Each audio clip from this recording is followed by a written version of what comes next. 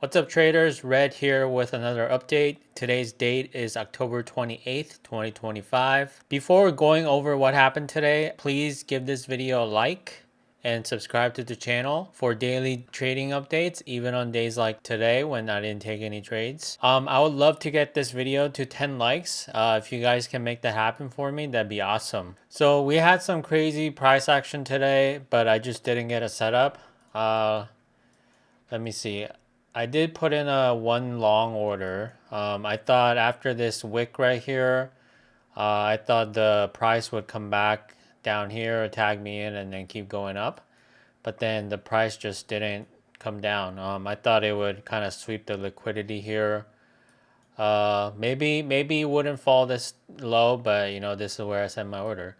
I guess the sweep wouldn't happen until the later in the day, but it's not like I was gonna keep this order alive for this long, right? So yeah, even though the price just went on without me, I didn't feel the need to force any trades. I didn't feel any FOMO, like I mentioned in yesterday's update. When things aren't going your way, just show up and survive. You don't need to win every day. You don't need to take trades every day. So I just showed up today and I survived. I also thought about not making today's update since I didn't really take a trade, but I don't want to give myself an excuse to not take any trades just because I don't have to make the video. Again, I can't promise I'll make an update video every day and every time, but I want to save those times to be like actual emergencies or like I actually might need to take a mental break or something.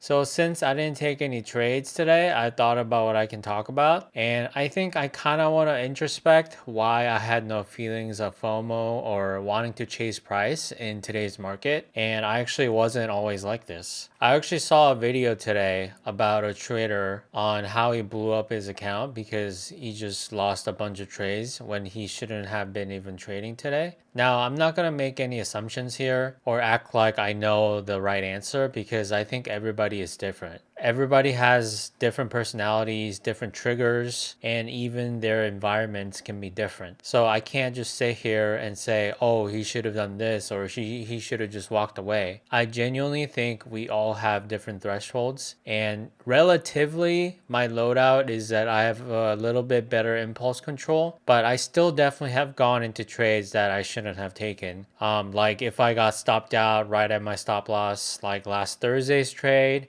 or the price would just bounce without kind of tagging me in like today's trade. Also, I would kind of get into trades early than my usual entry because I was kind of tired of waiting all day. That happened many times before. I've been thinking why I don't do those anymore, and I think it's because, well, first of all, I've been like putting a mental tally in my head of how many times did these trades actually ever work out for me. And I think it's almost never.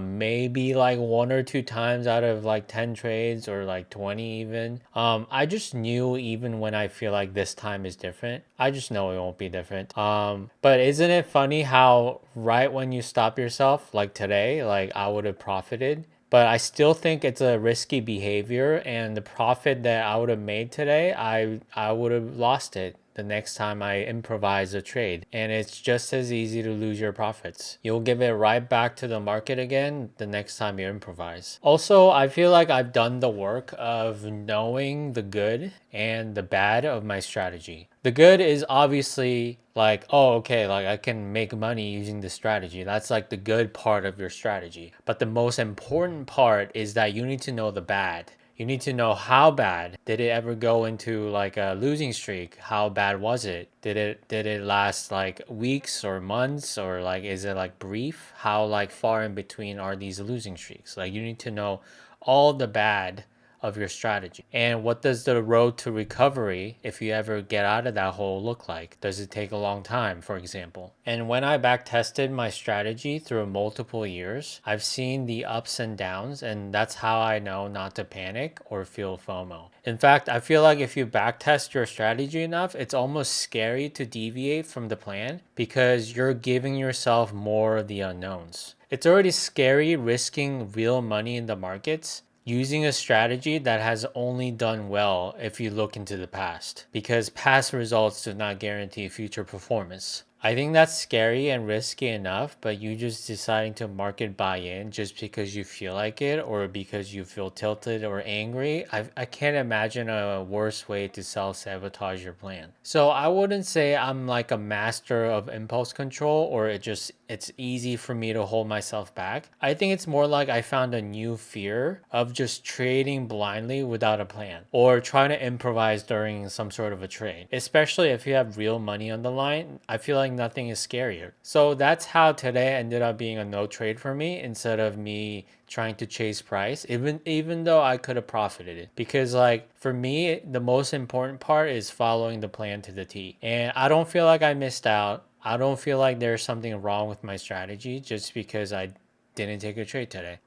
There was no setup for me, and it is what it is. That's it for me today, guys.